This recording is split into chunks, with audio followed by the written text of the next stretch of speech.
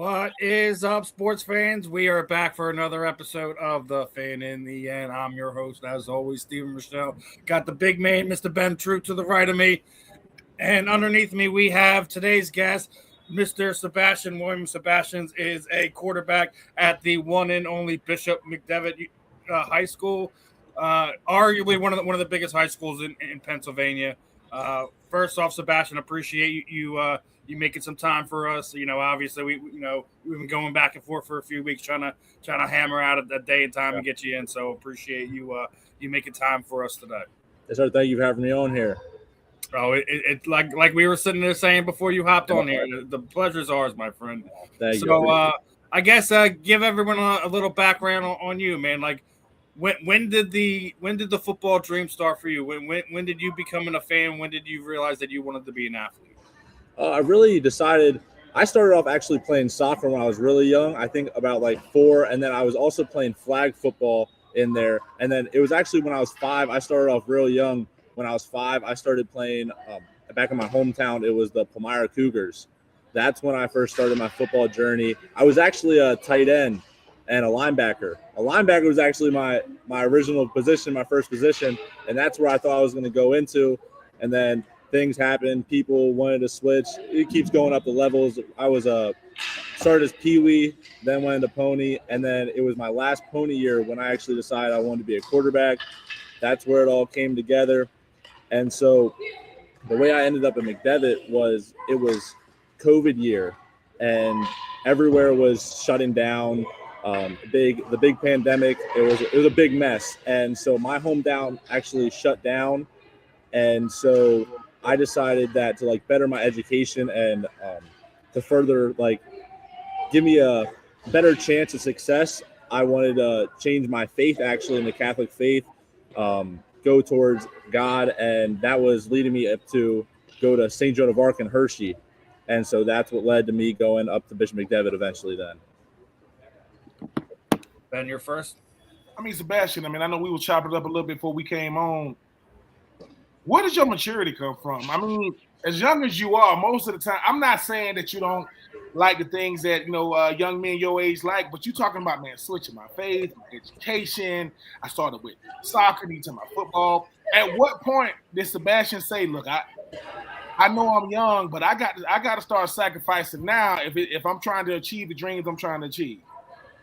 Yes, sir. I knew it was probably around around the COVID time, where I figured out that I really want to take this seriously. I really want to pursue my football dreams and my education, and my family have pushed me a long way. I've had a great supporting cast, like my coaches. Coach Wechter, he's been guiding me along this whole time. My parents have really drilled into me, set your goals high and try to achieve those goals. And I've figured out what my goals are. I want to go to the next level to play Division I football, and also continue my academic career and go to a prestigious school. So I feel like my family and just the people that are around me in my life supporting me have really pushed me into that direction.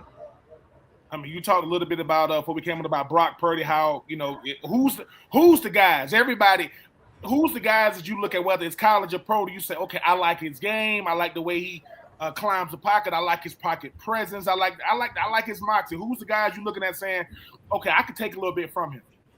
I would say I don't really have too many guys in the NFL. My team actually is the Patriots, so I like how Drake May plays. But I would say I try to get more into college football. So the guys that I typically watch, I got my guy. I met him I think it was my 8th grade year, Bo Prabella, who's actually he was just at Missouri. I really like how he plays, how he's able to keep his eyes downfield, move in the pocket, and if pressure breaks down, he's got to use his legs. And I really feel like that's the style how I play. I try to stay in the pocket, but if things break down, I have to move. I got to move outside the pocket, make a throw, or take off and run. I also like Dante Moore from Oregon and Sam Levitt from Arizona State. I really like those guys and how they play the game. I try to emulate, or that's how I feel I play. When I watch you play, you have great most quarterbacks, when they get outside the pocket, people think they're going to run. You still looking to throw the ball, which is a trait that's hard, especially I've seen you scramble a little bit. I know you got some legs. I could throw it. I could throw it 20 yards quicker than I can run it. When I see you play, you remind me a lot of from the young man Trinidad from Shameless.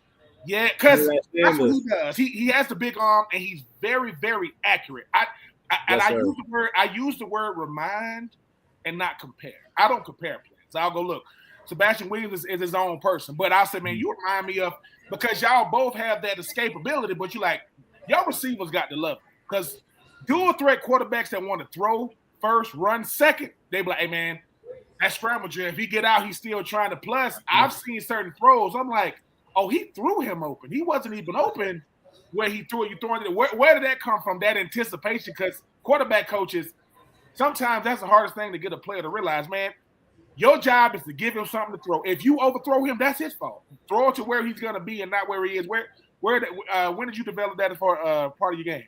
So the anticipation throws is something I really got hounded in by Coach Wechter at McDevitt. He knows every position on the field in football, but his main love is quarterback. So he's like my built-in head coach and quarterback coach. So he's really gotten me the anticipation throws, especially if I want to make it and go far to the next level. And I've also worked with Chad Henne. So I worked out with him. Yeah, he used to play on the Chiefs. And so he's been really getting me to work in the off season and stuff. So I was able to work with him. He's talking to me about the anticipation throws, how much they mean, how much the speed is going to get faster as you go up levels. So that's where that importance comes from. Yeah. So we were talking about a few different things, right? So let me ask you a question, Sebastian. If you're in the mad scientist lab and you're making your own quarterback, what traits are you pulling from what guy, what quarterback for all time? It doesn't just have to be current NFL players, all time. Like, who do you want to have their arm? Who do you want to have the quarterback IQ? Who do you want to have the vision? Who do you want to have that clutch gene? Who do you want to have that, that athletic ability? Like, if you're creating your perfect quarterback, we're in Madden, so to speak. Okay. Who do you putting together? That's a real good question. I would say I feel like the clutch and IQ part, I feel like as a Patriots fan, watching like Brady whenever I was young, coming like to learn the game of football, love the game of football, I feel like Brady, the IQ and the clutch team, I feel like that's got to go to him. The frame, I would say probably have to be either Josh Allen or Trevor Lawrence. They got a really, really big frame. They got good, just like they're a good frame, and so that would make it, easy to be taller. Say the running ability, definitely Lamar. It's got to be Lamar. I feel like Mike Vick, who was the one who really started to get the scrambling into play in the NFL. Everyone forgets about my man Randall. Why are y'all forgetting about Randall Cunningham? Randall Cobb, he was scrambling Randall for a reason. I haven't really seen too much film on him. I might have to go check it out. You get a chance for me today, go back and watch Randall, and then you come back and we'll come back and revisit this. Sounds good. Go ahead, brother. But I feel like for the arm, we're left with arm, right? The arm talent, I feel like recently might got to be Mahomes. It might have to be Patrick Mahomes. I feel like that the throws that he was able to make, like off platform, outside of the pocket, and just like his cannon, he got a cannon. So I feel like that's Sebastian over here breaking. Hold on, wait a minute. You said frame and you didn't say Cam Newton. You don't like Cam Newton's frame? Let's start it over. I forgot about it. Cam Newton. I get it in the moment. Somebody goes, because when you saying frame, I'm like, I don't know who got the best frame, but I know who's one of them. I know Cam Newton is. Cam definitely. You like, that's the quarterback? Yeah. Okay. Cam definitely got a great, yeah. He was 6'5". He was he's 6'5", something. Yeah, he about 250. Yeah. The quarterback position though, it's from now until when Jesus come back. Yeah. That's gonna be the position. That's taking nothing away from being a starting pitcher in MLB. That's taking nothing away from being the star player on the NBA team. The quarterback, if you know nothing about a team, You know the quarterback. You got to know the quarterback, yeah. Patrick Mahomes and the Kansas City Chiefs, Josh Allen and the Buffalo Bills. What is it about that position that you want everything that come with it? The good, the bad, the blame, the praise. What is it about the position you go do? I want it all, so I got to be able to handle what comes with it. Yes, sir. I feel like in the quarterback position, you got to be ready for anything. I mean, they're gonna throw. If you're winning, you're getting all the love. If you're losing, you're getting all the hate. I feel like I've really just like accepted that. I've really embraced that position, and I mean, it's all on your shoulders. I mean, we went to the Peters Township game, and we had to go down. It was a back and forth game in the fourth quarter, and I that was the moment I was like, "Yep, we got to drive down the field." And it's on me. It's on me some of these plays, and that's what it takes. You gotta have that the fiery edge. You gotta have the drive to get that done and get it done for your team. And I mean, it always takes a team effort, but in the quarterback specifically, you gotta really embrace that role of like taking the love, taking the hate, taking the criticism. You gotta really embrace everything in that position. I love the competitive nature of that. Now, Sebastian, see the thing about you, Sebastian, that I can appreciate is, I can tell you a gamer. See, you got that easygoing smile, but see, we don't get a chance to hear you mic'd up on the on the field. Talk about that switch, because a lot of what people don't realize is like Brian Dawkins. Brian Dawkins is my favorite football player I ever had a chance to play against. He was very, very mild mannered, soft spoken, easygoing. Then Weapon X run out there in Lincoln Financial. Does Sebastian turn on the switch that, like, man, when I'm out there on the field, don't judge me on what I say and do I care? How would you describe your on the field demeanor? I feel like on the field demeanor, I like right now I'm very like laid back, chill, talking with you guys, so it's easy. But on the field, I'm definitely locked in. I would say I can get into the mindset of like getting hyped up and everything. That's usually before the game, and then after the game once we win. But then on the field, I feel like I'm locked in, like I'm in the moment. So I'm really just focused on my assignment, what my guys have to do, what we all have to do to win. So I feel like I'm really just locked in on the moment of the goal we got to accomplish. So, yeah, I feel like that pretty much sums it up. Sebastian, Steve, see, what we do over here on the Fan in the End, right? Everybody wants to talk about the players that's already established. No, we want the next. So we all about who's coming up next. That way, not if, but when I say, yo, Sebastian, you know what I'm saying? When we see you again and people be saying, hey, man, I remember when Sebastian was I'm going to tell people stuff like, look, dude, I said, okay, what's the first sport he played? Soccer. What sport was he playing for? Linebacker, tight end. He moved quarterback, right? But knowing the story is what makes the player. Like, exactly. What makes a player compelling? The stories that they tell. The fact that, number one, I'm gonna say something that my agent said to me, when I was coming out in 2000, long time ago. No, I'm sorry, 2004. He said, "Ben, if you couldn't play, we wouldn't have never met. We meet you, Sebastian, because you one of them ones, youngin.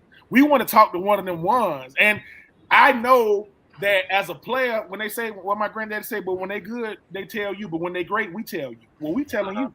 You know what I'm saying? You one of them one. That way, when I'm on the, see, what part of the world you live in? What part of America you in? Where you live? Central PA in Harrisburg. Okay. We got to get some of y'all Harrisburg again. What is it about Harrisburg? What are y'all? Okay, what y'all eat, man? Are y'all eating jasmine rice? What are y'all doing to produce all these athletes coming out of Harrisburg, man? What's up? What are y'all doing? I don't know. I feel like we just got a lot of talented guys. We got a lot of work ethic for sure. You can have all the talent in the world, but you got to have the work ethic, and you got to come together. Like especially us at McDevitt, we come together as brothers. We all put in the work. We all push as a unit. So I feel like that's a big part. You said what we eat. Probably the go-to thing on the team, probably chicken. I don't know, just chicken. I mean, hold on. How you cooking? Hold on. Okay, how you cooking? Is it on chicken? Is it baked chicken? Is it fried chicken? Is it salt? Cause fried. It's gotta be fried. See. Okay, so to all you vegan, vegetable eating. Oh, this is not beef. That's not beef. This is not chicken. No, the chicken come with two legs, 2 thighs, wings. That's a chicken. I don't want to hear this. It tastes like chicken, but it's really a mushroom. This is a mushroom, man. This is not chicken. Anyway, the reason why we get you on again is people be thinking that football players we aren't smart, we aren't charismatic, we aren't people. We just we want people to know that you care, you a charismatic young man. You have a problem with defenses. I got a problem with these defensive coordinators and these defensive schemes because I'm a lot. What is your favorite throw? Because I've seen you throw a dig. But your deep route, your deep ball, and you can throw it on the left side and the right. Because most of the time you're right-handed, it's going to be easy to throw it on the right hash or the right. But you can throw it on the left. What is the play? What is the play call? They come in and you go, okay, we got action, fellas, we got action. My favorite throw, I would probably say either a post or a dig. Probably, and I would say I actually do like throwing to the left side. So a dig coming from the left side, a 16-yard dig coming in. That was really in the playoffs. That's when I started hitting them to my man's Gage Ruth, number 18, that was on our team. And I really like that throw. That's one of the throws that really started working its way up in the ones I like the most. So I could have played with you. So now Ben was talking about what's in the water in Harrisburg, PA. You're at one of the more prestigious, well-known schools. You got alums like Micah Parsons and LaShawn McCoy. Now, I just talked to my man Justin Farillo, who was doing some media up there when Ricky Waters came in and actually seen you, talk to you a little bit.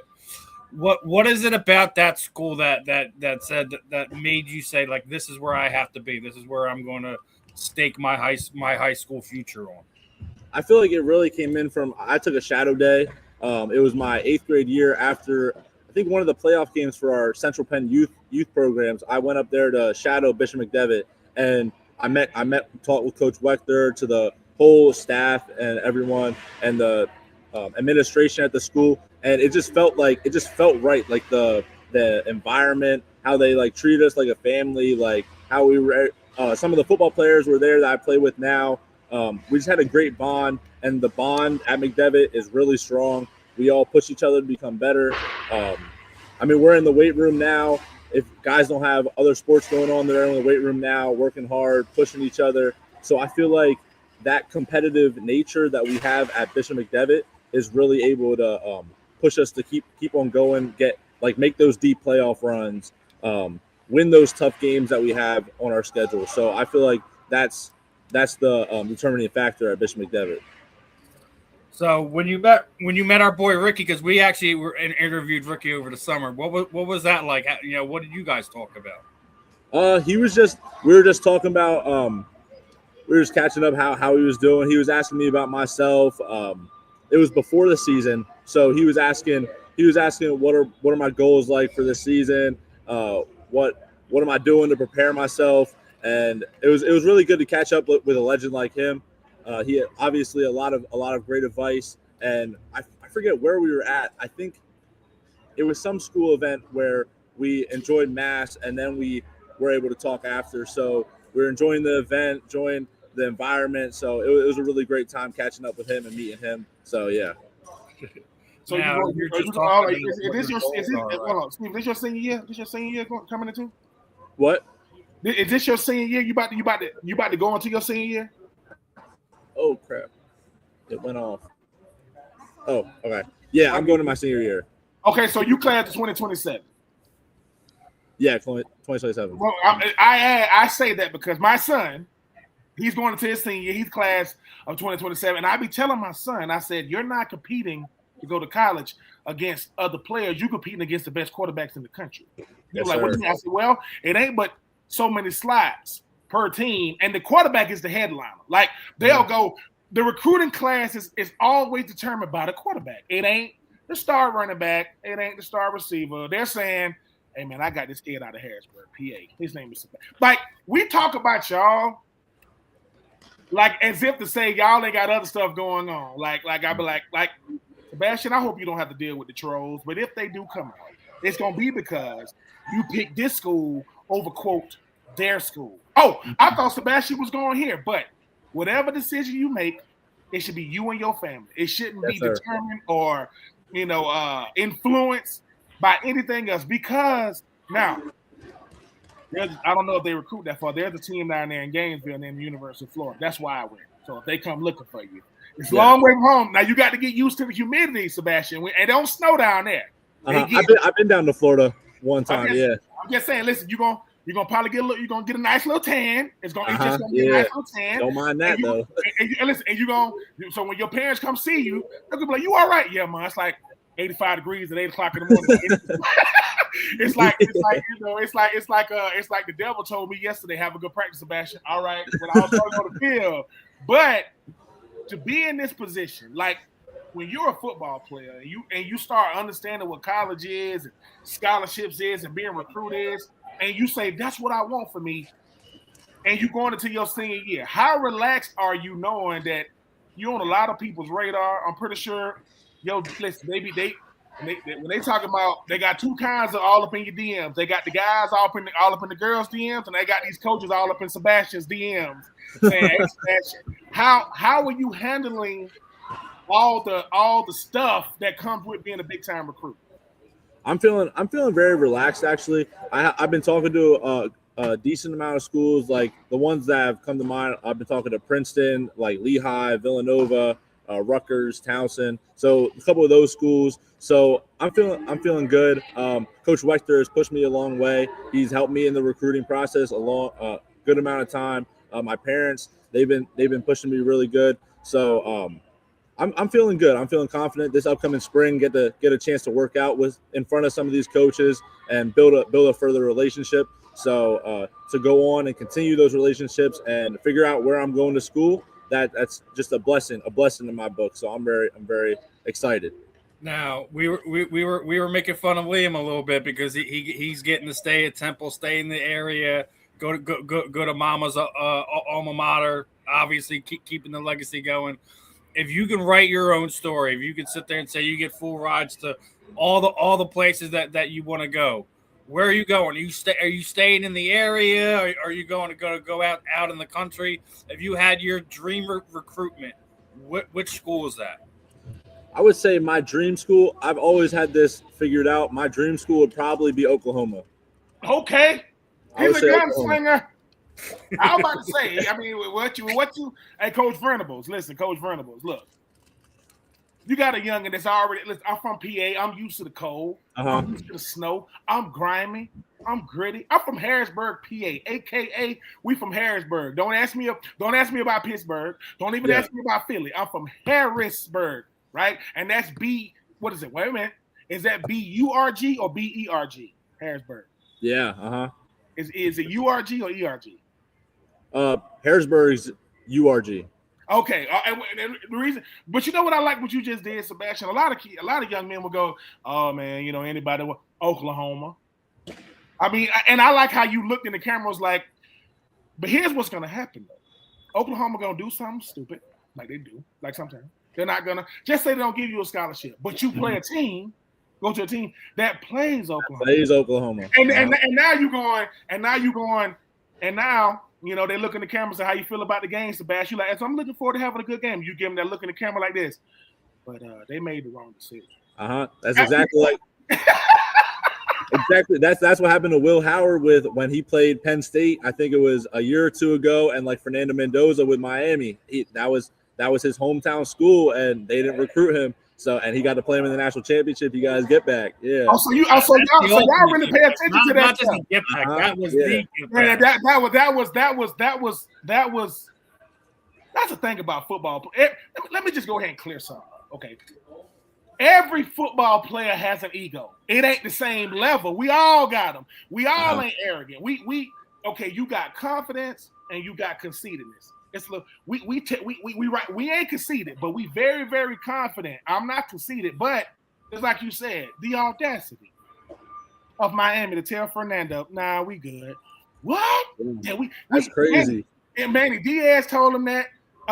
Cristobal went to school with his dad, so Fernando goes, okay. I'm gonna go to Indiana, and I'm gonna go to a basketball school.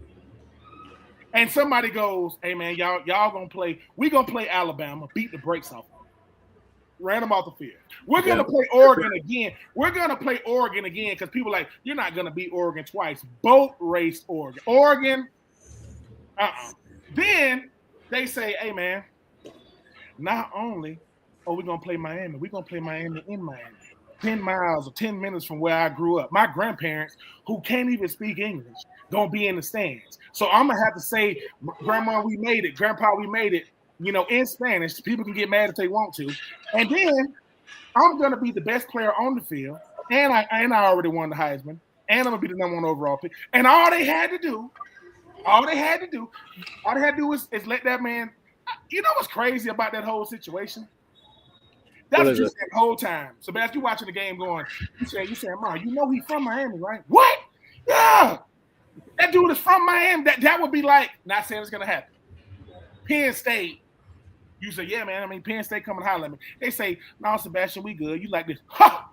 Really? You be like, and you shake his hand. You go, you know what, Coach, I appreciate it. But you walk out and go, what you mean we good? Now, you can't say it to him because, you're going to be respectful. But that's what fuels players. What fuels players is, you're going up against a guy, and they don't know. Just say you and a guy played against each other in a 7-on-7 league when y'all was in middle school. But you remember him. Uh-huh. And then all of a sudden, he done moved. He done moved to DB. But he going, oh, I know him. You go, I got you today. Because it's the little nuances that keeps us. But whoever gets you, Sebastian, is going to get a big-time player because of how you think already. Like Fernando Mendoza in Indiana, what they showed the world is this. If we ain't that good, just beat us. Mm-hmm. If we're nobodies who haven't played nobody, why can't nobody beat us? Exactly. Come on, Alabama. Come on, Oregon. Come on, Miami. Right? But here's the thing, though. One game to decide the game, we could beat anybody. Ain't no next week. Ain't no week 1, week 2.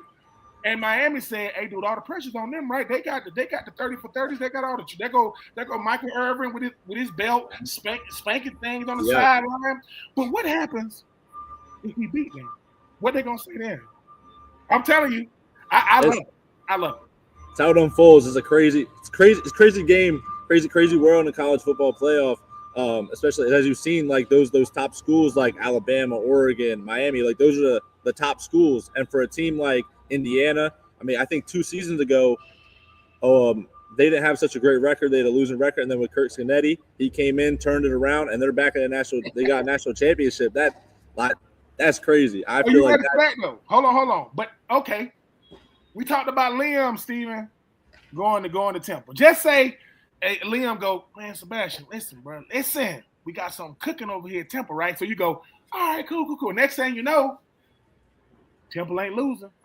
Temple ain't losing. They're undefeated. And then next thing you know, they're gonna say, college football playoff come out. We could be number 10, we could be number 11, we could be number 12. But if we get in, see, once you win the tournament, all that other stuff don't matter. Don't matter. And then a guy from Harrisburg throws a game-winning touchdown pass to a guy from Harrisburg. That's a dream come true, especially my guy Liam. Hey, Temple let EJ Warner go a few years ago when the transfer portal first started. I don't know who their quarterback is, so you never know, man. That could wind up coming. I'm just calling it. I could be wrong, but then here's the kicker, though. You throw the game with a touchdown. It was a back and forth, and they say we have co-MVPs, Sebastian Williams and Liam, and y'all look together like this, man. Are you serious? Because, and then y'all get to both say, shout out to Harrisburg, PA, man. I know everybody wants. College football is the best. The best football players play on Sunday. That goes without saying. For sure. The best brand of football. It's played on Friday nights and Saturdays. High school football is incredible. Yes, sir. It is like it should be a movie. It's a mini movie. You be like, listen. And on Saturday, so you audition to play on Saturday on Friday. You audition to play on Sunday on Saturday. So I'm just saying, 2 boys from Harrisburg, PA, potentially on the same squad. Now y'all beating the usual suspects. Now they saying, Sebastian, man, how you feel, man? That's what we do, man. I'm from Harrisburg, PA. Like, dude, we've been doing it. Listen to me. Everybody caught up in these southern states like Florida and Georgia and Tennessee. I get it. We play for, listen, keep going up past Virginia. Just keep going. Just keep going up. You're going to hit PA. We play football. You like, you don't believe me? Yeah. So ask Saquon Barkley why he went to Penn State. Ain't he from New York? Didn't he move to PA? and went to Penn State. Ain't he back in PA? Mm-hmm. So his best years of his life, football-wise, was in PA. It's in PA. Exactly.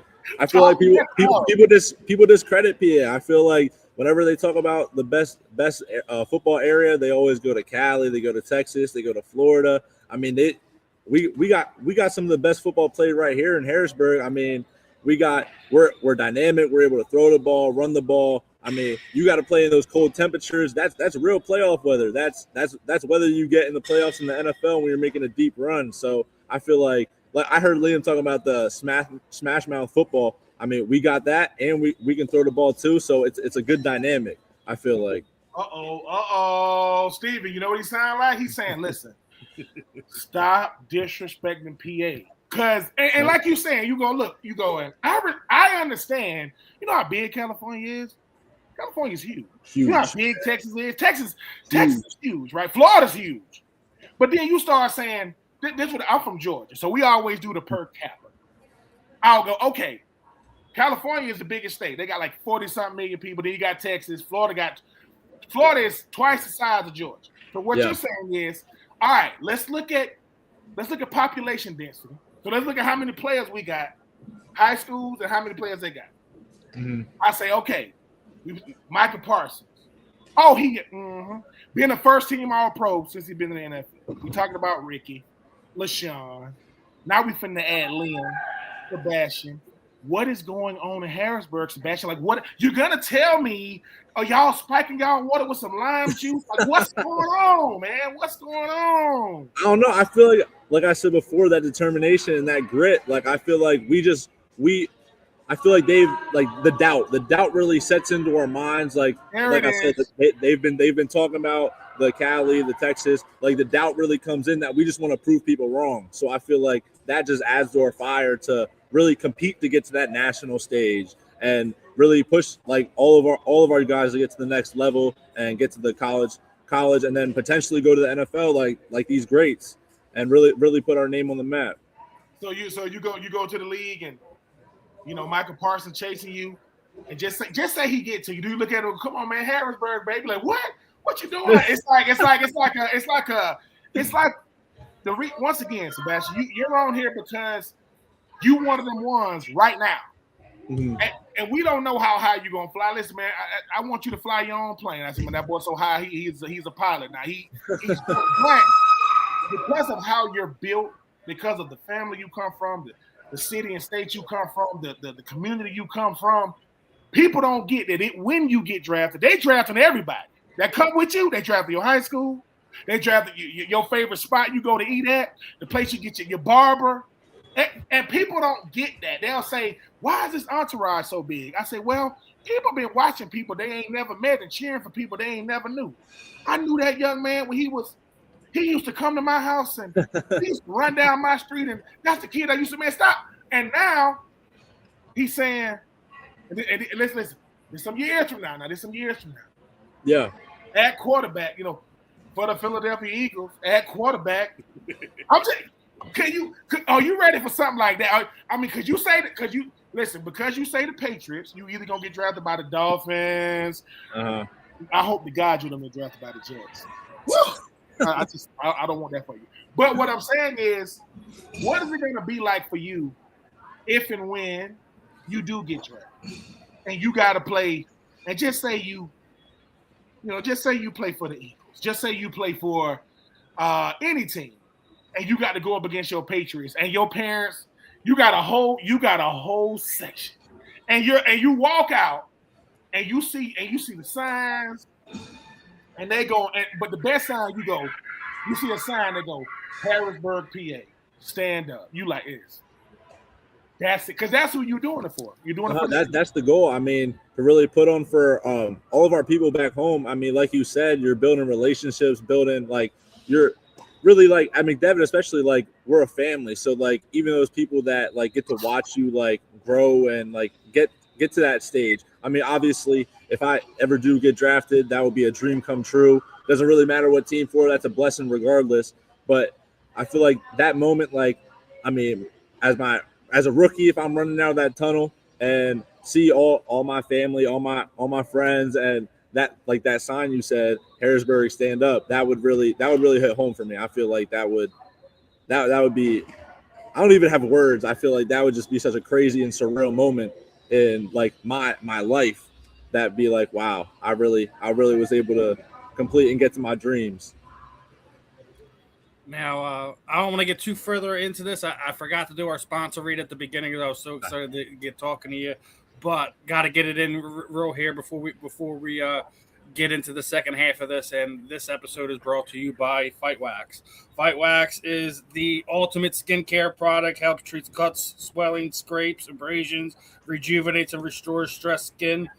Have been used for soreness, stiffness, recovery, designed for athletes in all active lifestyle. Provides a ultra silky, non-greasy feel, deep hydration, everyday skincare. Help fights dry skin. Customers have used for eczema, psoriasis, and other skin disorders. Keep an eye out for the Fight Wax soap that's coming out, and they also got a brand of stuff for the pets.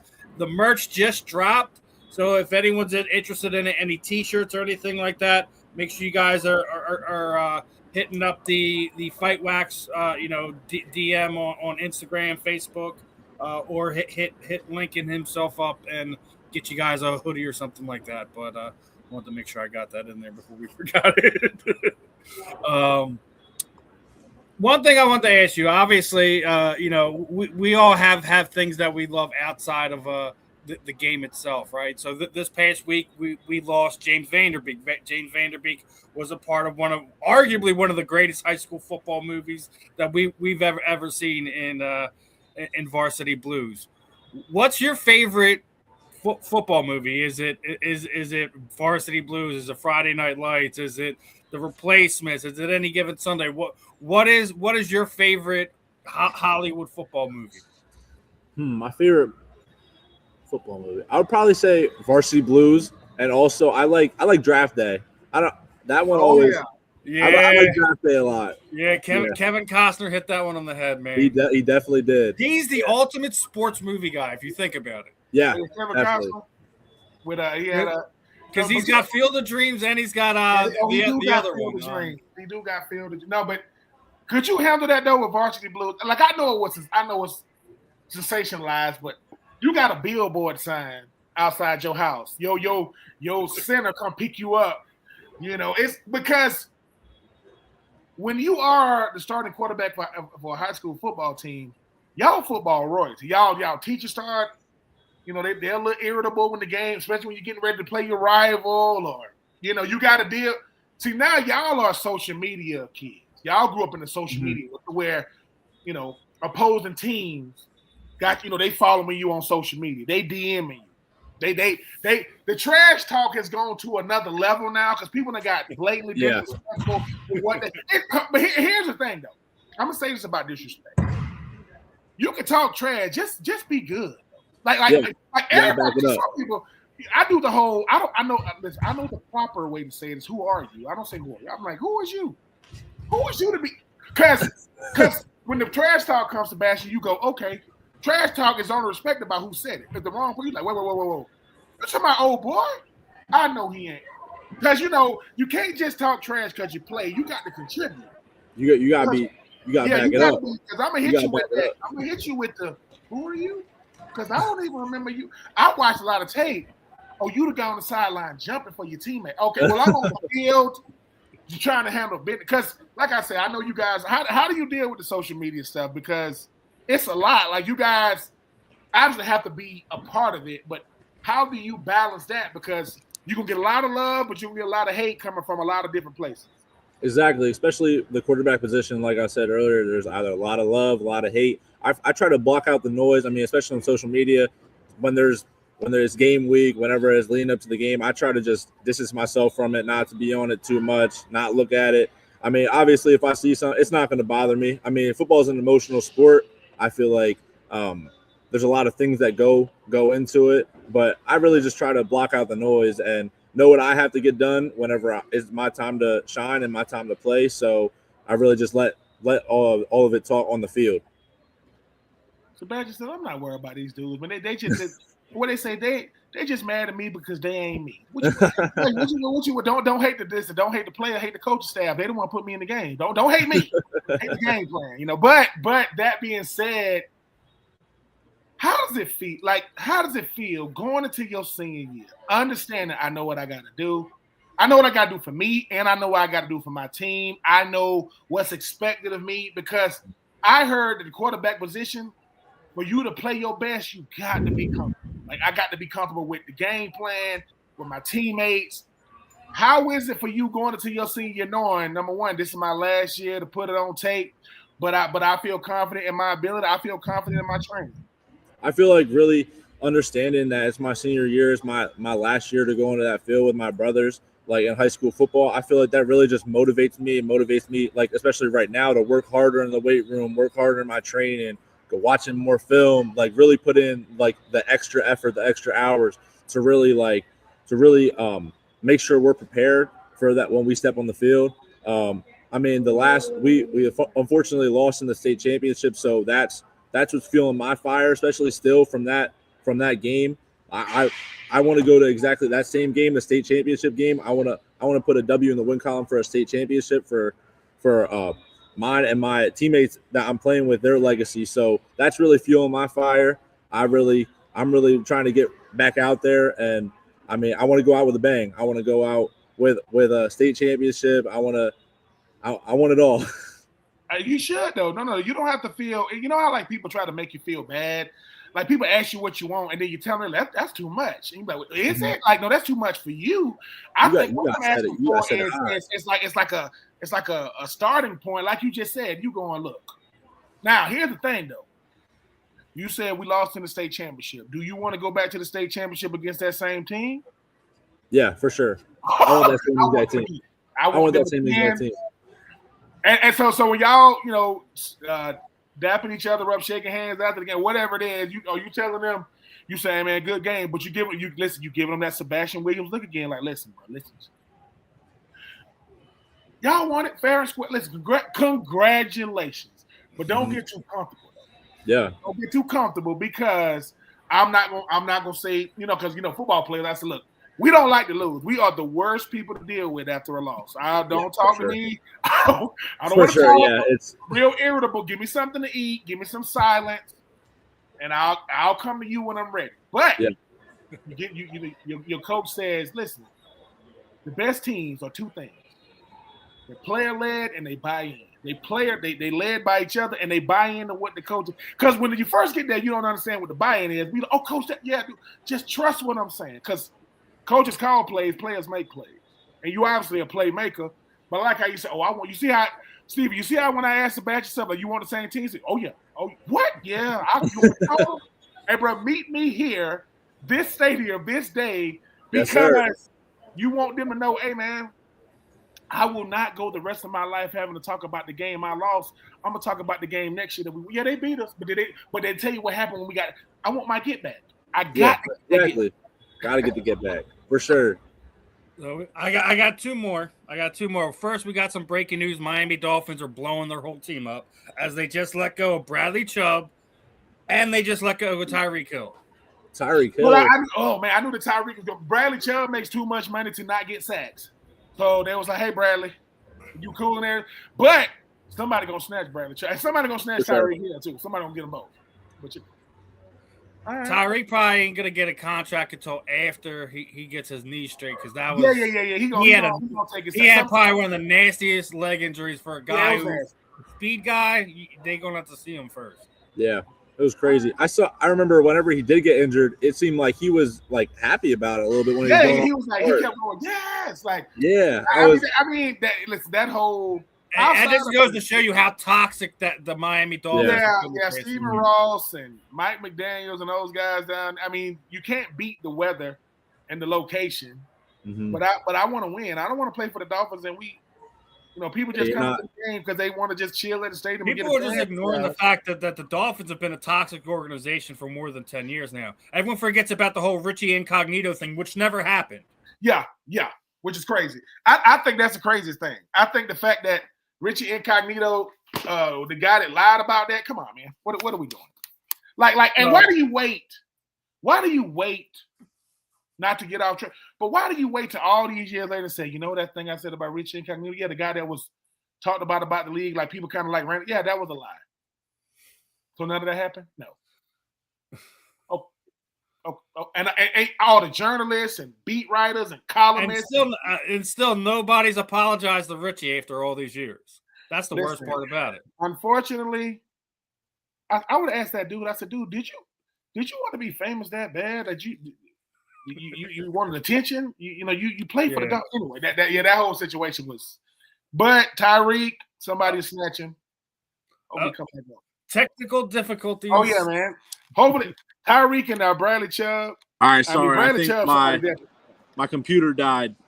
It's all right, brother. It's all right. We know how it goes, my friend. Over here, Sebastian, we deal with the technical stuff all the time. You good? We happy that you on. Go in and go back out. Go in and go back out if you can't hear us, brother. Yeah, tell them to go in and go back. Message. But we gonna be. You know who just saw that, right? How we roll? Okay. I got it now. Oh, okay. You got us? All right. I got it. Sorry, my computer died. Listen, you don't get a podcast. We know how it goes. But it happens to Ben on a consistent basis. Yep. It happens, brother. It's all good. It's all good. Last one I wanted to ask you. We were talking about we were talking about Varsity Blues. Obviously, you guys are at a respected school and stuff like that. Do you have anyone that has that tweeter energy that is just loud, flamboyant, is kind of like the voice of the locker room, so to speak? I feel like I know that Liam mentioned it when he was on Jack Dawson, who was actually our fullback. He was just this very loud character. I know. So he's willing to like do anything for the team, willing to get them hype, give them the speech that they need. I know I actually talked to them after this football season to get him out to play lacrosse, and he's been to a few of our practices, and he's just like a crash out. And another one like that is actually Zach Brown, who's going to Eastern Michigan. He's like kind of exactly the same way. He puts like his all into the game. He's very emotional, and he won't let you hear like the end of it. Like he'll get on you. He'll give you crap. He'll get very loud. So yeah, those are two guys that I would say are like that. You're gonna miss them guys, man. Those type of guys are rare because here's what those guys are really saying though.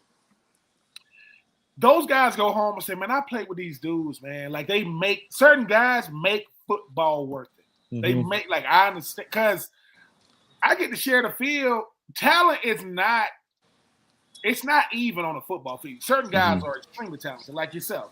But you got guys that just say, hey, man, I can do this. Like, I can play this position. I know football players that can't dribble a basketball. But on a football field, they are amazing, and I think what they're doing, they're saying, I'm soaking up. This might be the last, not for a Sebastian, not for a Liam, because y'all careers are going to go on. For certain guys, they're saying, man, this might be the last time I play a team sport. Exactly. I'd rather be the crazy, flamboyant dude that they talk about from years to come. Plus, football is rough, man. It's unforgiving. It's like you the man one play, and you not the next play. You got to be able to have a short memory. But for you, everybody on your team talks about you because you play quarterback. They go home. They say how the team gonna look at you. Oh, Dad, we gonna look. How Sebastian looks? Sebastian looks good. Because if you're gonna know two people in the stadium, you're gonna know your family member, and you're gonna know the quarterback. So when they go on Sebastian, how you feeling? I'm good. How that arm? Like I'm good. People be looking at your right shoulder. I'm good, man. Like you walk around with a. Like you walk around with the little bandage on with the ice on just to keep this. Listen, your right shoulder, the hopes and dreams of an entire school, rest on the shoulders and the mind and the health of Sebastian. But you saying, look, man, I'm gonna get up. They gonna hit me. I lift weights a little bit so I can take some of them hits. But I just like the fact that the type of mindset you got, Sebastian, because sometimes people like yourself, y'all get a bad rep. Everybody got something to say about football players. They don't want to go to certain schools, or they only chasing money, or they don't want to compete. And you're like, who told y'all that? Who told y'all we don't want to? Have you seen us come to PA, but when it's cold though, not in August, not in October, November, when it's starting to get frigid, you like, You gotta see when it's the best time out. Yeah, football weather. You gotta come out when hey man, people drinking. What's in that cup? That ain't coffee, baby. That chicken noodle soup in a cup. I'm eating and drinking at the same time. That's chilly. What? That's why I got the little mustache. But I'm out here to see and how much better of a football player does it make you knowing that most people can't even handle just with a coat on. Man, I'm out here playing football in this type of way. Yeah, I mean, I feel like with most of what you said, like football players get a bad rep. I feel like if you're not in it, like you don't really understand it. I feel like, especially with us at McDevitt, like it's a brotherhood. So like we're really able to really embrace like just like who we are, and like you said, with all those like players and stuff talking about how they're gonna act how they are because of like it might be their last time playing football. That's what makes football, like high school football especially, so great. So and what you said with the cold, I feel like we just gotta embrace that type of weather and how we play off of that type of weather. We gotta embrace like just that feeling and that like, I mean, that's the best type of football. That's the best time you can play, like the playoff football. So I feel like that's really just really a blessing that we have in PA, especially to be able to do that. Sebastian, you're gonna be the president one day. I'm just saying, like you don't wish that upon him, man. I'm just saying, look, no. I'm just saying, I'm not saying he's gonna be. I'm saying just listen to his answers.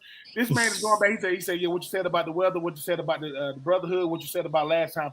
Like when I was your age. Number one, ain't nobody. Don't let me on no interview. I'm not. What? Bitch, you got to interview. What is that? You got to. I'm not getting on camera and talking to nobody. Sir, have you ever met me before? I'm gonna say something, and they're gonna say you can put a sign up that say "Don't say nothing crazy," and I'm guaranteed to say something crazy. But at the same time, your teammates gonna see this. Your parents gonna see this. People in your community are gonna see this. What do you say to them? Because I think sometimes we get so used to being cheered for that we don't get a chance to say thank you to all those people. So because your mom and your siblings and your parents and your community and your team and your coaches, Harrisburg, what would Sebastian say to all the people that's not just got him to this point, but going to keep pushing him further? I would say, first of all, I would like to thank God. I mean, without him and my faith, like none of this was possible. He's really like, I've been through some struggles, and I was able to really lean on God and my faith to keep me going, and my prayer, but also my family, my two parents, Alicia Williams and Jonathan Williams. They were able to, those were really my role models, and they're the two people in my life that really keep me going. They push me to my best self. They always guide me in the right direction. Coaches like Coach Wechter, he's been there since day one. I've been at McDevitt, really installing like everything I know about football, not even just football lessons, just lessons about life. And I feel like lessons about life. My trainer, one of my trainers, Coach Howard Holton, he's really been a really big influence. His son, Howard Holton Jr., is actually on our football team as a receiver, number 2. And he's been really, I've been training with him ever since COVID. So he was really one of the ones that were able to establish the mindset into me that I really want to pursue football and really get to the next level. So I really got to give a big thank you to him. And one of my other trainers, Coach Mackey's, he's been keeping me very humble and keeping me like have a good workout regimen. And he's been pushing me to better myself, get me ready for this upcoming season and college life. Well, as I was getting ready to close it out, Ben had kind of already led you down the path that I was already going to take you. But what we typically do as we wrap this up, Sebastian, is kind of throw the microphone over to you. Shoot out your social media sites. Obviously, you already thanked a bunch of the people. But any parting thoughts you want to share with our listeners? The time is yours, my friend. All right, thank you. I guess I'll say my Instagram. It's at Sebastian.Williams9. And then my Twitter, if there are any coaches, all caps, Sebastian_9, and then lowercase w.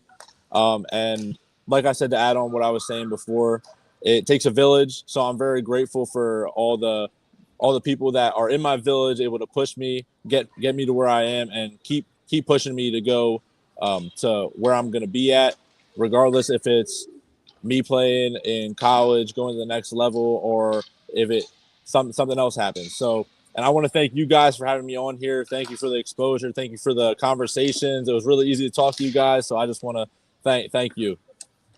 Again, as we said beforehand, it's our pleasure, my friend. It was what's that Instagram again? What's the Instagram? Sebastian.Williams9.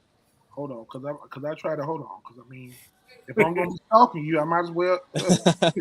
Williams. Hold on. Wait a minute. You can't. Hold on. I got to take this off. Hold on. He's got the background blurred, so you can't really see. I got the background. Hold on. I know how to. I don't know how to do a lot on these computers. I know how to do this. Is that you right there? Yeah, that's it. All right, let me go ahead and I'm following you. I mean, I'm just. Yes, sir. I'll hit you back. Sure. Sebastian, just know this, man. You already got the right mindset. The reason why you're good at football, because football is just a part of your life. It's not your whole life. I mean, wins and losses going to happen. It's just a game. Just say when people say, hey, man, you the football player, right? You say, no, I play football. My name's Sebastian. I play football. Sir. Because you're trying to keep them from putting you in a box. You know, you be like, no, I play football. I'm just really, really good at it. I say, but if you catch me on a Saturday and eventually catch me on a Sunday, just know, don't take it personal. I've been doing this. I've been doing this since my days in Harrisburg. I'm going to light you up. And after the game, I'm going to say good game. Yes, sir. This is Sebastian Williams, a.k.a. Master of the Deep Ball. I told that. For real. Yeah. Thank you, guys. Appreciate it. Not a problem, Sebastian. Appreciate your time today. We'll definitely looking forward to seeing what happens the senior year for you. Hopefully, you get the recruitment you want. You you get offers from the schools you'd like to go to, and even though Oklahoma might be your dream, just keep an open mind up for whatever, because you never know what might be. Oklahoma might not be the perfect fit for you. He's gonna be a dream snatcher. He's gonna be a dream. It has everything you need. Yes, sir. I'm open to anywhere. I'm open to anywhere that gives me a shot where I'm able to show my talents and play at early. That's one of the things I want to try and accomplish. Yeah, dude, it's something we talk about a lot on here, because quarterback development isn't like a real thing in professional sports. We just seen what happened to the kid for the Colts. He barely had didn't even have 20 starts by the time he was drafted. Oh, you talking about Anthony Richardson? Anthony Richardson, yep. And looking like that, that is kind of a real thing. He's doing his learning curve while he's in the NFL. I feel where you're sitting there saying somewhere where you could start early and be able to kind of get a grip on things and get that experience. There's nothing like it, man. Get as much experience as you can while you can, at whatever program it's going to be. So we wish nothing but. We fans over here. I'm gonna be able to show my son this. He's class of 2027. I'm gonna say, BJ, look. I'm gonna say, when I tell you that the quarterback, most guys got to look the part, most guys got to sound the part. The quarterback got to be the part. You got to be, because everybody else, they can mess up. No one's really gonna care. Drop pass, I miss tackle, I miss block. That quarterback, dude, you got to have it. They got to be on point. 3rd and 16 or 4th in a mile, they saying, Sebastian, you like, listen. The only way you're going to get out there and stay out there is if the coach trusts you. And you obviously, and then when you look at your receivers and go, hey, man, I trust you. They're going to get open for you. Keep doing what you're doing, Sebastian. People like yourself is why I love the game, because I don't care about who's already. I care about the next up. We gonna this is the fan in the end, but we talking to the next up. That way, when you out there balling, I'm going to say, who's Sebastian? Who S-Dub? I know S-Dub. Yeah. You talking about SW9? Yeah, man, him, man. He's been like that since the days of Harrisburg. Think about this. Most people going to say, what's up, Sebastian? How many people going to say, what's up, Harrisburg, PA? You're going to look back, like, because so, hey, man, I'm looking forward to being that person one day, man. Keep doing what you're doing. You already got all the gifts, man. You already got all the tools. Yes, sir. Thank you. All right, Sebastian, you have a good one, my friend. We'll definitely catch up, and when we get the clips up, I'll message it to you so you can share on your socials as well. All right, sounds good. Have a good one to both of you, and good luck to your son, Ben.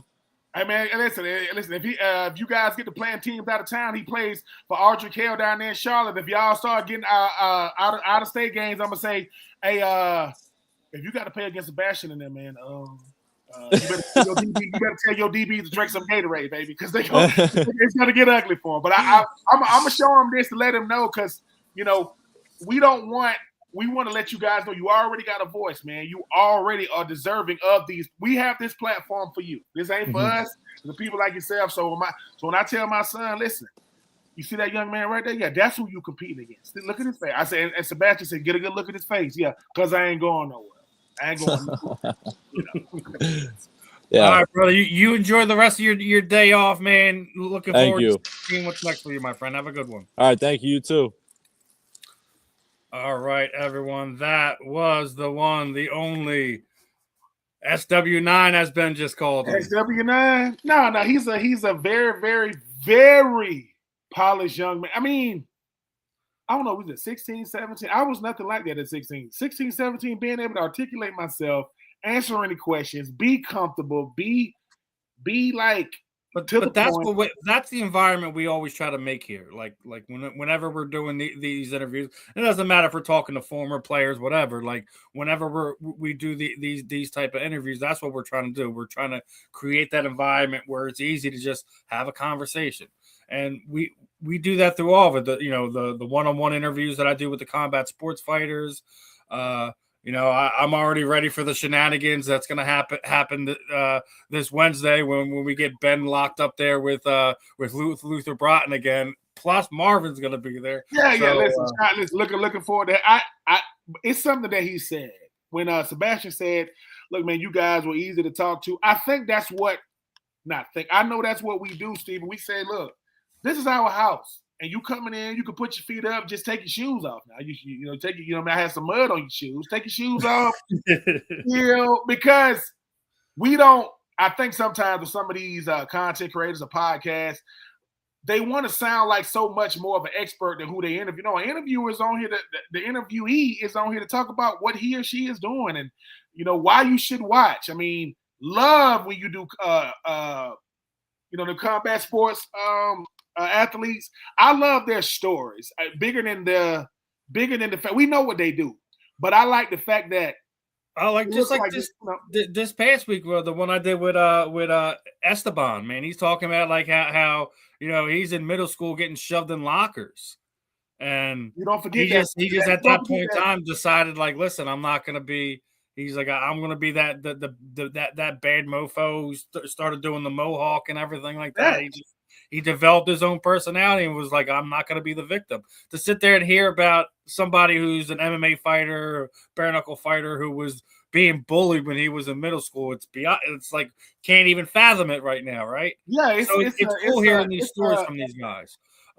His first big bare knuckle check, he started his own nonprofit. Training kids in the park and stuff like that. So it's like. You love to hear these stories. So like hopefully the idea is, when Liam gets to that point, when Sebastian gets to that point, we get to talk about like, hey, one of their first interviews was sitting on here goofing around with me and you, 100%. We've had Sebastian, Liam. What's the other guy we had on that had the crazy name? What was his name? What, Cookie? Huh? Cookie. We had Cookie, Liam, Sebastian.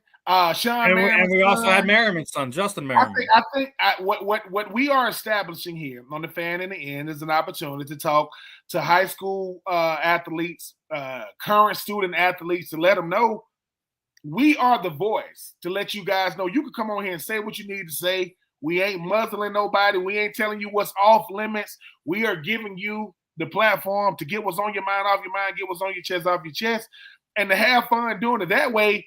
I guarantee you we're going to be putting pressure on other podcasts because they're going to be like, dude, they're going to be like, appreciate you guys having me, but this ain't it. Because certain people, this ain't even to take shots at any particular podcaster or content creator, but some of us have lost our minds with some of the stuff we be doing and saying.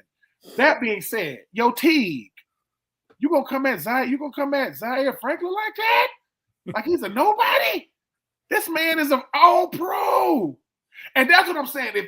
If you have someone on your platform Be respectful. How you gonna bring somebody on your platform and say, I don't even know you? This was the second time I've been on your show. What? I've been on your show digitally, and I've been on your show in person. Aren't you doing your show at the Super Bowl? Yeah. So I'm here because I'm a football player. Yeah. You're a basketball player. Anyway, I'm just saying, make sure that we keep it respectful. People, we don't do the disrespect. There's no reason to be disrespectful. We're not here for clicks. We're not here to sensationalize conversations. He still ain't better than Lane Johnson. You don't got to get mad. Penei Sewell, love him, but he didn't win lineman of the year. He didn't win lineman of the year. That's all I gotta say. Now his divisional rival won lineman of the year, Mr. Joe Thene, and Joe probably should have won it a few multiple times over. Everyone forgets Joe was a Patriot when he first started off. Yeah. I mean, hey, this is the part of the season that we all are we're gonna start having fun. So we're gonna there's no more football, so we can do a whole bunch of different. You never know what we're gonna be. Vince, Mr. Powell, we need you back on. It's 2026. Yeah, I've been trying to reach out to Vince, and I didn't get a chance to tell you. I already told Marvin March 4th. We're gonna have Pat Combs on. We're gonna be talking some baseball with former Phillies pitcher Pat Combs. Hey, look, another one. I will say this. Phillies fans, I know it's been some stuff going on between ownership and y'all want it. I think he's still one of the best players. I think he's still one of the best players. I'm not gonna say it's they asked him. Media did ask him about that. I think it was yesterday. And look, Bryce, I will say this. He gave a professional response. He didn't say. Yeah, Bryce realized that when he speaks, people listen. A lot of people. That's a lot of clicks. It's just that the worst commissioner in baseball, the worst commissioner in sports, please stay away from the Philadelphia Phillies organization. You are the worst. Not kind of the worst. Not one of the worst. No, you are the president, CEO, and founder of the worst commissioners club. You are. And you will definitely go unnamed. Because when no one has done less than you. You don't do anything. I don't even know why you interview. You are awful. Why? Because if you really cared about baseball, you would make sure that these beat writers and columnists, why is Barry Bonds not in the freaking Hall of Fame? Why? I won't and someone said, well, because, and guess what? In 2026, we realize that y'all beat writers, y'all got a bad rep. Y'all doing some stuff now. Because, and for those of you thinking that it doesn't matter, not saying he shouldn't have won, but check this out, Steven. Matthew Stafford won the MVP. You know who was the deciding vote? Dan Orlovsky. Dan Orlovsky was the deciding vote, or one of them. And all I'm saying is this. Should Hall of Fame players get a vote? Yes, because of these beat writers, who will go unnamed, by the way. We don't even know who they are. But they are deciding, and if Bill Belichick is not a first ballot Hall of Famer, no coach is. No coach that's coming behind him should even look forward to being a first ballot Hall of Famer. And we cleared that up. I think what really needs to happen with the National Football League Hall of Fame voting is they need to separate the categories. You can't lump in the senior committee with the executives and the coaches. You can't do that.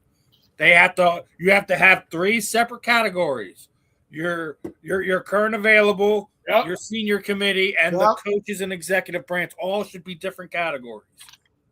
See, look, so myself and Steven, we're going to start it's going to be called the CSCC, the Common Sense Compliance Company. It's going to be the Common Sense Compliance Company. And what we're going to do is every time, and it's a sports agency, we're going to be going in saying stuff like, common sense would have told you that Barry Bonds don't you know Barry Bonds not being in the Hall of Fame makes the Hall of Fame in baseball look crazy? It's making it look. That's not even just Bonds either. Bonds is probably one of the biggest cases that you can argue against. And you even talked about it. Take away the steroid years. Yeah, right? take away the second half of it. It's the same thing with Bill Belichick. Take away everything from Spygate and Deflategate. Take away all that before that. He's still a Hall of Famer. So it's like one of these things. It's like when you want to sit there and say we're punishing you. No, you're punishing yourself and making that Sports Hall of Fame look ridiculous. Yeah. And Barry Bonds ain't even the one. Roger Clemens, he's a Hall of Famer. There's no doubt about it. Kurt Schilling, he's a Hall of Famer. No doubt about it. So it's like you're keeping these guys out. You're putting your nose up with the blood on no reason. Is he the one that had the blood on his Yeah. You know, he played here in Philadelphia. I hated and I know we talked about it already. For all of you haters out there that has something to say about Andrew Jones, shut up. Because people like Ben, Andrew Jones is one of the best center fielders ever. And people kept saying his numbers like, what? Now, I'm glad you brought up this class. I'm glad you brought it up because you've officially elected into the Hall of Fame a cheater, a known cheater with the Houston Astros, correct? Yep. So the whole morality clause, because me and Marvin talked about this last week, the whole morality clause that we like to throw around when it comes to Hall of Famers is thrown out the window now. It's been thrown out. Not only do you put steroid guys in, but guys who've cheated in the game. If they're Hall of Famers, then everyone who has a mark on the record is a Hall of Famer. Do they have Hall of Fame limits? Like, is it only a certain amount of guys can go in each year? No, and that's why I sat there and say, like, you have multiple different sports. I guess right now baseball and football are kind of the biggest ones where you have a laundry list of guys. They're more than very good. They're not in that gray area. They are Hall of Famers, and they're just not getting the votes because of whatever reason. This guy didn't like this. So we were talking about Antonio Brown last week, and someone in the chat was like, oh, there's no way he gets in. He was one of the most dominant players in football for more than 5 years. I don't care what he did to somebody said Antonio Brown at a Hall of Fame. Look, people, let me tell you, we need to get past feelings when it comes to players, because that's the reason why T.O. wasn't the first ballot. That's the reason why Bill Belichick. That's the reason why Robert Kraft. What are we doing? Like, numbers tell you half of what a player did. Impact tells you everything you need to know. Antonio Brown, for like 5 years, was arguably the best receiver in football. For about 5, he went on a run that's hard to describe. Why do we get to doing these things like, I don't think he was that good? Based off of what? Like, if he wasn't that good, who was? Who was that good? Because anybody you name, the person you saying ain't that good, numbers were either comparable or better than the person you talking about. So Luke Kuechly should have been a first ballot Hall of Fame. He got in this year. Check his numbers. Rookie of the year, this defensive rookie of the year, defensive player of the year. Also was like a 5-time first team All-Pro, like a 3-time. Yeah, we need to stop this. We need to stop. And let's just call it what it is. Some of us just don't really watch football, and some of us really just don't know. Some of us really don't watch baseball. We don't know what we're talking about. There are coaches in the Hall of Fame that have never won World Series, that have never won Super Bowls. Bill Belichick got 6.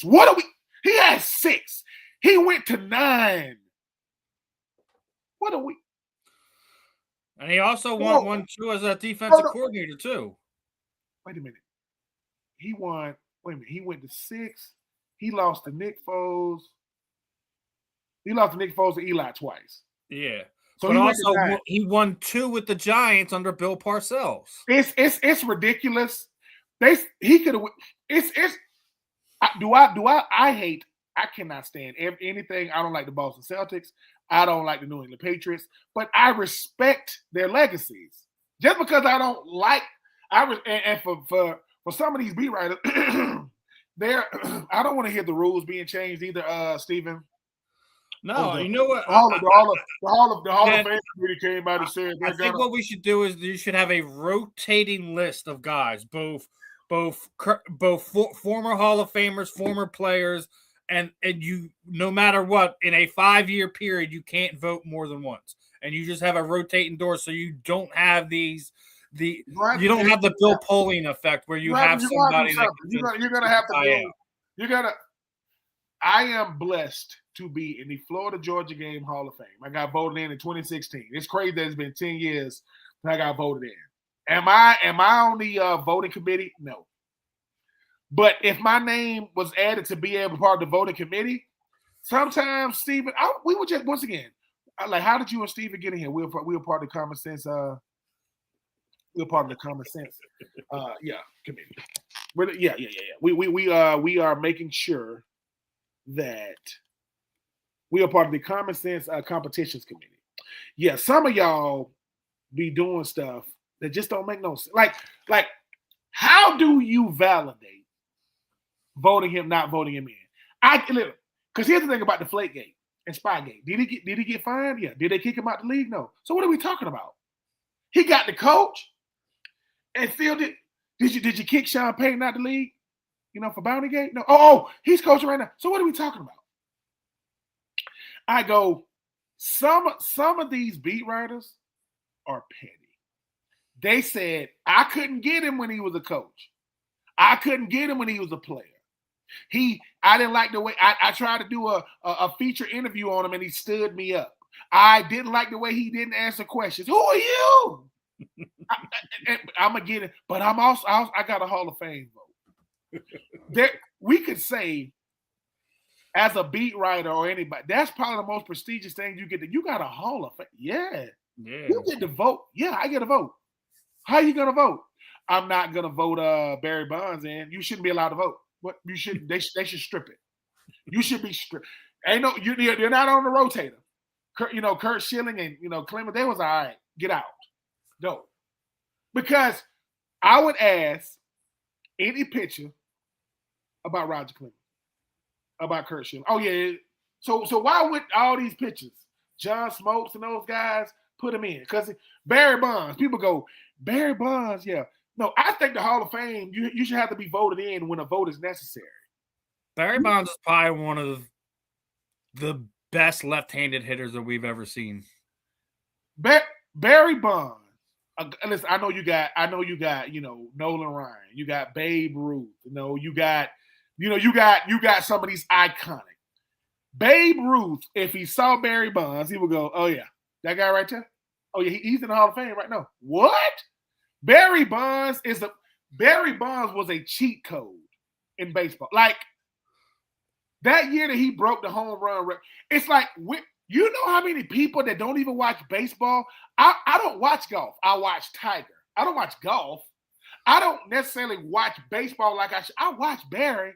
Barry Bonds made you watch him and Sammy Sosa and Mark McGwire. Dude, I remember when Sammy and Mark McGwire going back and forth. I'm like, what are we? Baseball was the deep ball, the long ball is why we love baseball. I know we love pitching. We want a guy that can't nobody hit off of. I get it. We love the long ball. We love it. And Barry Bonds, we don't appreciate greatness for real because you're not gonna see that again. And I love Aaron Judge. You know what I'm saying? Ohtani, I don't know where he come from. You gonna win the Cy Young and you gonna win the MVP? You gonna do both? Okay. But what I'm saying is, Big Papi is the reason why a lot of people hate the pinch hitter. Well, I'm not playing no defense. None. But I'm gonna get up there and get the Red Sox back to for me, Steven, professional sports are too difficult to have had that type of career than to have a person who writes stories keep me out. Really? Who's supposed to be, listen, you're supposed to be objective, right? You're supposed to be right there in the middle. You're not supposed to have no biases, right? Did he or she have a Hall of Fame career? You got to answer that question first. Yes, because to say no is to say they didn't have a Hall of Fame career. Lies. Barry Bonds' first career, his first time around, he could have took them numbers. Take away the other ones. For people saying he's not really the home run king, I'm giving it. Cool, give it to Hank Aaron. That's fine. Hank Aaron will vote Barry Bonds in. How about that? So it's what's his name? Golly. His name was escaping me. Played for the Yankees with was married to no, he wasn't married. He used to date Jennifer Lopez. Oh, what, Alex Rodriguez? Is he in yet? Or Jeter? No, not Jeter. It's Alex. Yeah, Alex ain't in yet. But let me that's because he is definitely on that list. Yeah, let me tell you about Alex Rodriguez. Once again, if he doesn't get in, I'm gonna say this one more time. I am not promoting steroids. Steroids does not make you hit the ball farther. It's not. I already said here's the thing. Look at all of our sports, right? When we look at steroids in baseball, what is the main thing it's helping? It's helping them recover from playing 162 games a year. It's not making them feel better. It's not making them hit the ball better. It's definitely not making their hand-eye coordination better, right? What is it making it? It's so they don't have these little injuries that keeps them out for 10 days here or 20 days here or a month there. That's what it's really doing. And here's the other thing about Alex Rodriguez. Let's remember when he left Seattle and went to New York. What position did he play? Played shortstop, right? How many Golden Gloves did he win with the Yankees? A few, right? Yep. So he went from being a Gold Glove winning shortstop to a Gold Glove winning third base. After that fact, that steroids didn't make him a better third baseman. Nope. I remember. I don't care for Alex Rodriguez. I don't. Yeah. I'm about to say. I said, yeah. I don't want people thinking. Let me say something. I know my Braves faithful gonna be like, man, you giving love to no. He played for the Evil Empire. Don't know. He was an incredible. Like the Evil Empire. He was an incredible. You have to respect greatness. Period. I respect. I respect how hard it is to be that consistent that long. Like Chris Paul just recently retired, 21 years in the NBA. First thing people say, he never won a championship. What is wrong with y'all? What like is it 20? He lasted. Retire means I walked away, not the game retired me. Man, well, he only played for what? 21, yes. 21 years. That Wake Forest legacy, him and Tim Duncan, and man, stop. So I would just say, when it comes to the Hall of Fame, no matter what level, NBA, NFL, MLB, we should not. I remember when a whole bunch of people said that Dwight Howard wouldn't be a Hall of Famer. Based off of what? Did you see Dwight Howard in Orlando? Did you see what he was doing when you talk about first team All NBAs and 6-7 time defensive players of the year? But man, stop. And he played a long time. Everybody's game slow down. LeBron gonna slow down one day. I think he's the oldest player to ever have a triple-double. I think he did it like so many nights back. But we don't beat writers. I'm just giving you some advice. Don't be the resistance. Don't do that. Because you don't tarnish your legacy. Whatever legacy you had, don't do that. Why? My question is why though? To say you did, Pete Rose is eligible for the Hall of Fame after he died, that is egregious. That is what I have a huge problem with. Because I think it's on purpose. I'm mad about Pete Rose. I'm more mad what they did to Shoeless Joe Jackson too, because we've known for years now. Not just a handful, not just 10 years, not just 20. We've known for a quarter of a century now that Shoeless Joe Jackson wasn't a part of the whole scandal that got those White Sox thrown out of baseball, right? So why were we punishing him 30, 40 years later? He should have long been in the Hall of Fame. The fact that they put both Pete Rose and Shoeless Joe Jackson as eligible players now at this point in time is just like, it was just like, okay, let's act like this didn't happen, and okay, these guys are off the ban list. Yeah, it's disrespectful. It's I mean, let me say this. It's gonna always be a level of human error, anything that people are involved in, that's sports, that's entertainment, that's whatever. But some of these things seems like they're premeditated. Oh, so you tell him no, he was gonna be eligible. That's why Pete Rose passed away. Yeah. Like I say, Steven, that's why we come on here to talk that talk and let people know I'm not here for it. I'm not gonna no disrespect, no slander. Bill Belichick ain't get in. Robert Kraft ain't get in. We're going to move on. But now, everybody going to be watching moving forward. How long it's going to take. Somebody had to call Bill Belichick and tell him, you did not get voted in this year's Hall of Fame. Really? Yeah. Wow. Okay. Cool. All right. Well, let's put a bow on this one. We got a lot of stuff to get to this week. Again, we're gonna have Luther Broughton on with us Wednesday morning, so the shenanigans should be in full. Oh yeah. Next week we're gonna be talking to Phillies pitcher Pat Combs next Wednesday on the Fan in the End. So we got a lot of fun stuff going on. I'll still wind up getting some more of our combat sports bare knuckle fighters on the network. Other than that, another fun one in the book. It was a great time catching up with Sebastian, picking his brain a little bit.